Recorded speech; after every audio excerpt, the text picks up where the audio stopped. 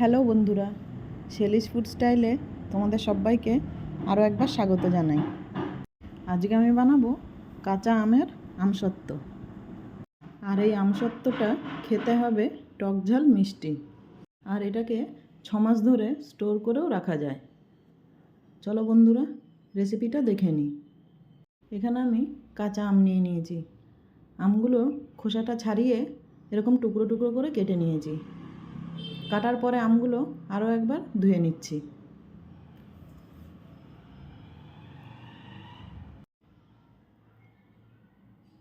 এবার আমগুলো একটা কড়াতে দিয়ে দিচ্ছি, আর দিয়ে দেবো 1 থেকে 1.5 গ্লাস মতো জল।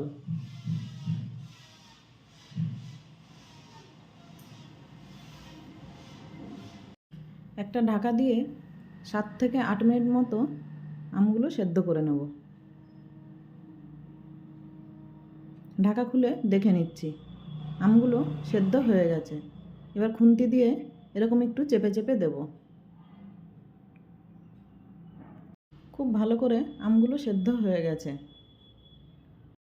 এবার একটা চালনি দিয়ে আমের পাল্পগুলোকে আলাদা করে নেব, আর আটির যে শক্ত অংশটা সেটা বাদ দিয়ে দেব।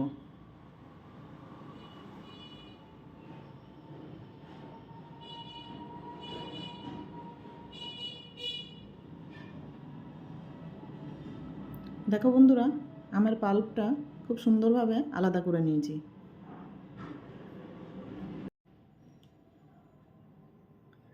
যে কড়াতে আমি আমটা সেদ্ধ করেছিলাম সে কড়াতেই আমের পাল্পটা দিয়ে দেব।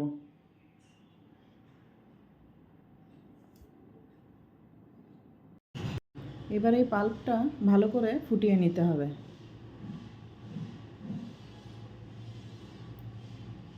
ফুটে উঠলে দিয়ে দেব চিনি। আমি এখানে 1.5 কাপ চিনি ব্যবহার করছি। যেহেতু এটা আমি টক ঝাল মিষ্টি বানাবো, তাই চিনিটা আমি 1.5 কাপ ব্যবহার করছি। দিয়ে দেব নুন, আর দিয়ে দেব একটু গ্রিন ফুড কালার। যেহেতু কাঁচা আমের আমসত্ত্ব, তাই এখানে আমি গ্রিন ফুড কালার ব্যবহার করছি। ভালো করে মিশিয়ে নেব আর নাড়তে থাকব।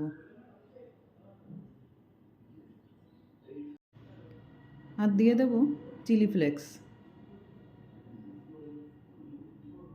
বন্ধুরা, তোমরা চাইলে শুধু চিনি দিয়েও বানাতে পারো।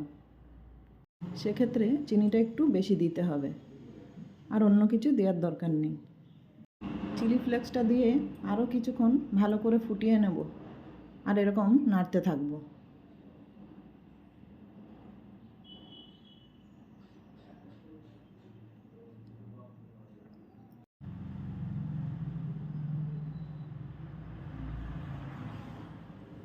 ভালো করে নাড়তে নাড়তে ঠিক এইরকম ঘন হলে বোঝা যাবে যে আমার পাল্পটা পুরোপুরি রেডি হয়ে গেছে।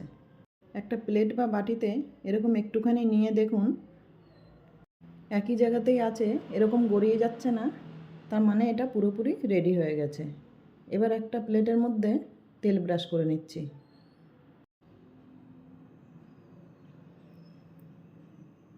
আমের পাল্পটা এই প্লেটের মধ্যে দিয়ে দিচ্ছি।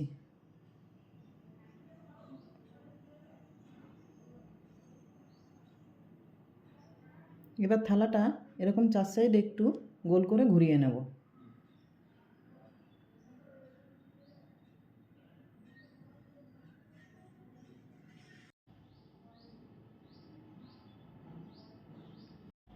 আমের পাল্পটা আরও কিছুটা রয়ে গেছে, তাই আরেকটা জায়গায় দিয়ে তেল ব্রাশ করে নিয়েছি, এর মধ্যেও দিয়ে দিচ্ছি।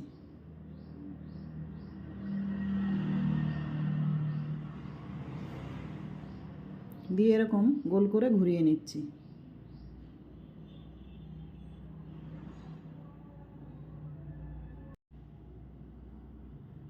এবারে এই আমসত্ত্বর এই থালাটা একদিনের জন্য রোদে রেখে দিয়েছি। একদিনের পুরো রোদটাই এই আমসত্ত্বতে খাওয়ানো হয়েছে।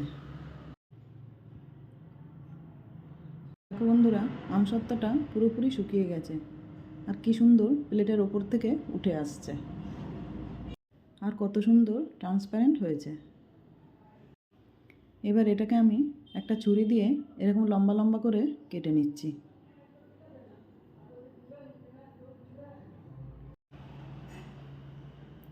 এবার এটাকে পিস পিস করেও কেটে নিতে পারেন, আবার এরকম গোল করে গুটিয়েও নিতে পারেন।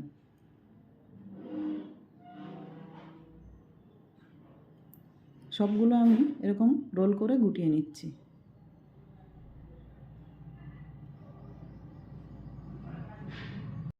আরেকটা প্লেটের মধ্যে যে আমসত্ত্বটা আছে সেটাও আমি ছুরি দিয়ে এরকম লম্বা করে কেটে নিচ্ছি। এটাকেও আমি রোল করে গুটিয়ে নিচ্ছি।